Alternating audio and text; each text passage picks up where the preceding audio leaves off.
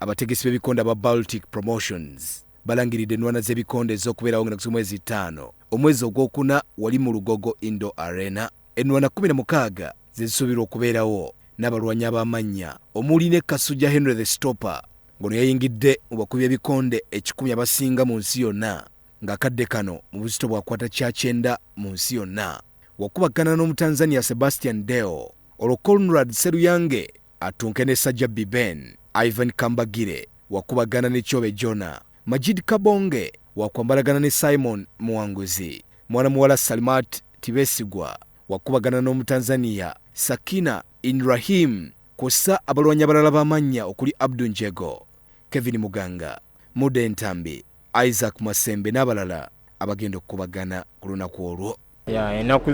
Eno fight gye tugenda olwana ng'ennaku z'omwezi 5 omwezi gw'okuna ngenda suubiza abawagizi bange ngenda bakubira omusajja yenna gwe bagenda okumpa kubanze sinnamumanya naye nga mumanyi eva tubeera fit kuba tubeera ku sisimu buli kaseera okubeera ne stabili n'ekitundu si kyangu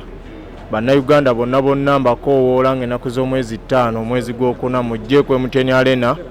tulabise era nga mbasuubiza ngenda kukola abasinga bye batasuubira bye bayita ebizibu ngenda bifuula ebyangu era yenna gwe bampa opponent wange yenna sikumanyi naye jangu ng'okimanyi onona bikonde ebyo sirina budde bwo. MTN Arena nga 5 gula tiketi yo nga bukyali kuba fight zitandika ssaawa 10 zijagenda otuuka ssaawa 5 ku 6 nga fights ziweddeyo era nga kuliko fights ezakabi kuliko abazanyi aba Uganda abakabi bemubamanyi kuliko Kasujja Henry Stopper agenda zanya n'Omutanzania Sebastian Deo fight egenda beera nnungi nnyo kuliko Shakuru Mugambe Bwayise Zebra Boxing Club naye yatandinga pro agenda zanya fight ya professional ey'okubiri course yakubiri netegese ekimala essaawa zino ne bamuleeta kati nsobola okulwana mu kiro ekyenva okukola e Nigeria so yenna ajja mu maaso gange kyemanyi ensi yonna kati etya naye bannaawe obuzibu bwenyina opponent batandise okudduka kyokka naakajjano mu professional boxing naye yuguma so yenna gwe nkwatako omutwe tekuli ndabanga kiroto kyantiisa kubanga nkusuubiza ennaku kuba ebikonde omutwalo omulambirira kalawo nze nkugambye ngenda kuzzaayo mu ssomero gy'olina okugoyeza akawunga era beera ng'oneetegekedde essaawa yonna nzijja nimubonereza tomanyi I'm going to punish ngenda mubonereza